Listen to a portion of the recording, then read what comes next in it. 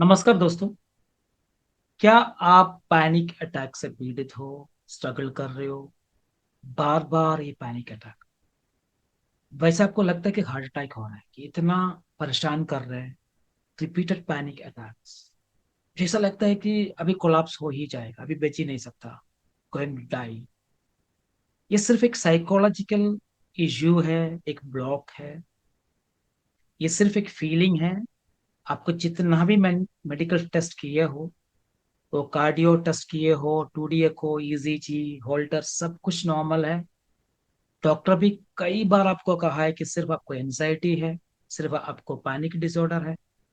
लेकिन panic disorder को ठीक करने के लिए आप सालों से बहुत कुछ करके आए हैं, बट अगर कोई रिलीफ नहीं है। मैं Bishu, holistic therapist, mental wellness coach, पिछले 10 सालों से मैं हजारों लोगों को हेल्प किया है। घुटन सा फील होना, ब्रीथ लेना मुश्किल, हाथ पैर कांप रहे, पसीना आ रहा है, जैसा लगता है कि कुछ तो हो रहा है, कुछ तो हो जाएगा। ये सिर्फ शायद 1 मिनट के लिए हो सकता है, शायद 2-3 मिनट, कुछ लोगों के लिए 5-6 मिनट, 10 मिनट, क्योंकि ये सिर्फ एक डिसऑर्डर है।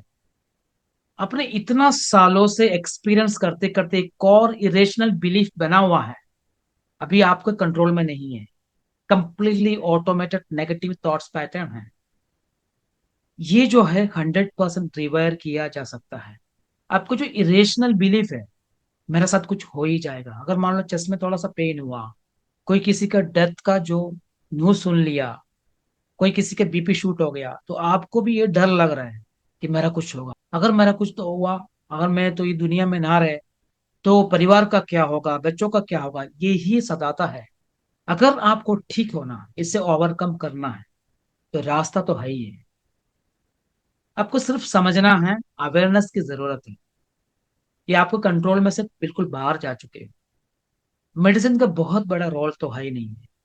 ये जो है कंप्लीटली कोग्निटिव रिस्ट्रक्चर करके आपका जो ब्रेन स्टक हो जाता है।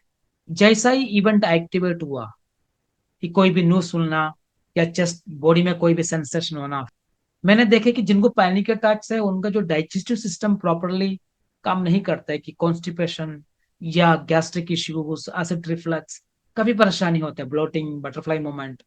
आपको जितना भी फिजिकल सिम्टम्स है, कि पसीना आना, हाथ पैर कांपना, शॉर्ट ब्रेथ होना, ब्रीथ लेना मुश्किल होना, या सिर दर्द होना, डिजी फील होना, हेवीनेस, ये सब कुछ सिर्फ एक physical consequences of panic attack. ये रिपीटेडली एक पैनिक अटैक बार बार हो रहे थे, एक पैनिक डिसऑर्डर ही हो जाता है।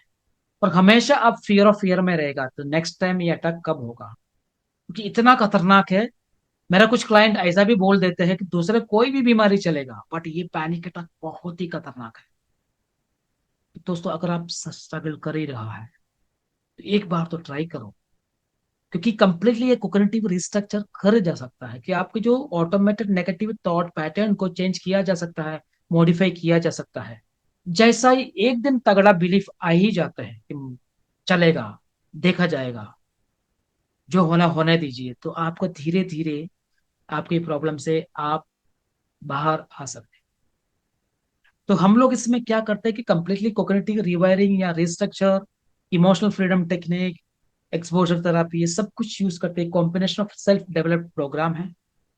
अगर आपको अब तक 1% भी रिलीफ नहीं है, तो 4-5 सेशन में ही आपको 3-4-5% हमारे साथ जो है रिलीफ होना ही है, वो भी विदाउट मेडिकेशन।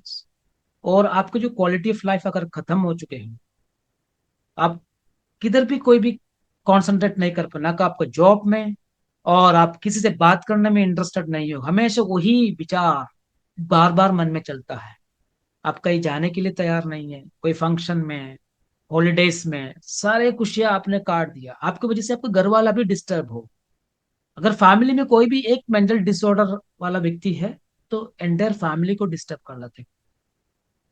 आपको जो पर्सनालिटी है, शायद इमोशनल हो, सेंसिटिव हो, इंट्रोवर्ट हो, ये इस वजह से ही कि इंट्रोवर्ट जो पर्सनालिटी क्या है कि ओवर थिंक करता है, मन ही मन में जो है ना, जैसे थॉट प्रोसेस करते करते करते, सप्रेस करते करते करते एक और बिलीफ बनता है।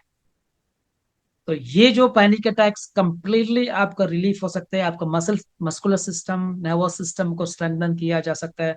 आपका parasympathetic nervous system, vagus nerve, और आपका गट हट को ठीक करते हुए 100% आप ठीक हो सकता है। शायद इसका टाइमिंग जो है, टोटल जो ड्यूरेशन है 1 मंथ से लेकर 3 मंथ, 4 महीना भी लग सकता है। तो हमारा जो प्रोसीजर, फर्स्ट कंसल्टेशन 1 आवर का कंसल्टेशन में आपका जो पास्ट ट्रॉमा को चेक किया जाए। तो आपका फैमिली में कोई किसी को कुछ हुआ है क्या, या फिर आपके ट्रॉमा ये इवेंट कहाँ से कब से स्टार्ट हुआ, स्कूल डेज, कॉलेज डेज, या बचपन में ऐसा कोई ट्रिगर हुआ, बिलीफ सिस्टम को चेक करते हैं और थेरापी स्टार्ट करते हो। तो 100% आपका जो प्रॉब्लम से रिलीफ होगा और एक परमानेंट सोल्यूशन की तरफ आप आगे बढ़ सकते। सो फर्स्ट कंसल्टेशन के बाद आपको बता पाएंगे कि टोटल कितना टाइम लगेगा, कितना सेशन की जरूरत है।